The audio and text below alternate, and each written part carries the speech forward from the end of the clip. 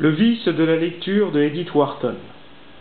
Le piètre lecteur est ici prié de retourner à ses mauvaises lectures sous peine de se voir infliger un qualificatif assez honteux et dont seule la lucidité morale pourrait l'en faire rougir. L'auteur, Edith Wharton, aristocrate new-yorkaise du début du siècle dernier, corrige l'idée de la lecture. Lire, dit-elle, à la page 13, n'est pas une vertu, mais bien un art. Aussi, le marque-page est le révélateur de ce lecteur sans cervelle qui, d'évidence, ne retient que peu de choses de sa lecture. La pertinence de l'ouvrage, pour lui, n'est pas un motif sélectif. La jouissance immédiate est le baromètre de ses choix. C'est pourquoi il est l'esclave du goût, et non de la raison. Il est évident, pour l'auteur, que ce genre de lecteur est comme le touriste qui regarde des chefs-d'œuvre sans reconnaître véritablement leur valeur, incapable même d'en témoigner honorablement. Page 17.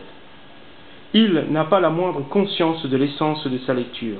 Il est un lecteur foule qui ne lit que les livres lus par la masse critique de lecteurs sans cervelle. Aussi, il dépend du nombre. Le choix de sa lecture dépend de la vox populi. Page 19. Il admire les seuls livres qu'il peut comprendre, et met un point d'honneur à lire les livres du moment, et une fois lus, retournent au placard comme s'ils n'avaient jamais existé. Cette catégorie de lecteurs met donc en danger la production littéraire, puisque l'éditeur, soucieux de ses finances, sera plus enclin de fournir de la platitude si on le lui réclame. Aussi, le capital étant adversaire de la qualité quand le quantitatif se fait sentir, il n'hésite donc pas à confondre la morale si le nombre lui réclame l'immoralité. Cette nocivité réclame donc une écriture médiocre et développe la carrière de l'écrivain médiocre tout en l'encourageant à le rester. En réalité, la mécanisation de la lecture a favorisé son industrialisation et sa soumission au capital.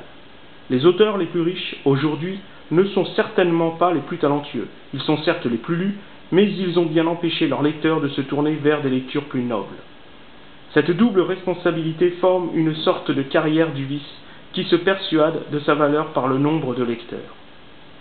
Les livres nuisibles et les livres triviaux, nous dit l'auteur à la page 27, sont les fruits d'auteurs secondaires dont l'intelligence ne peut rendre compte des grandes évocations existentielles.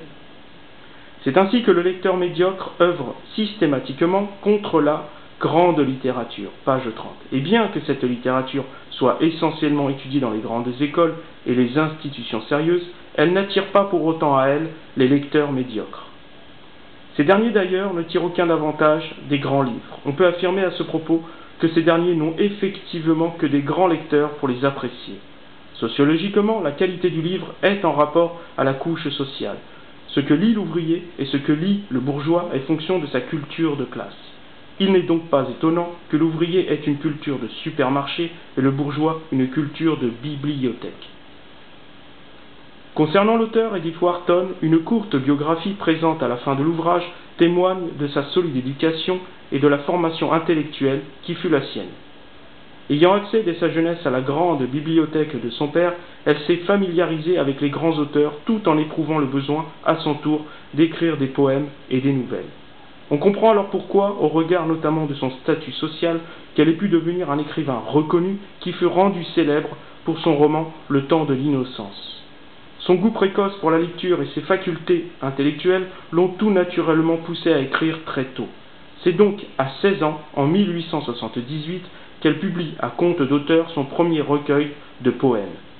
Elle fait partie de ces femmes auteurs américains du XIXe siècle qui ont travaillé à la valorisation de la place de la femme dans la société.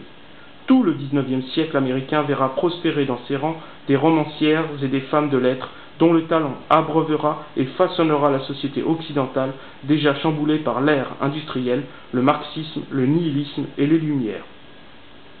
On peut citer entre autres Louisa May Alcott, l'auteur des 4 filles du Dr Marsh, la poétesse et très chrétienne Emily Dickinson et Laura Ingalls Wilder, l'auteur du très célèbre cycle autobiographique La petite maison dans la prairie.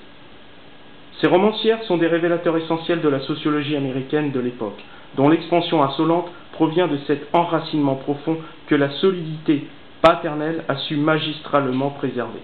Cette matrice d'unification et de transmission a permis à l'Amérique de prospérer au-delà de ses propres frontières avec un suprématisme sans faille.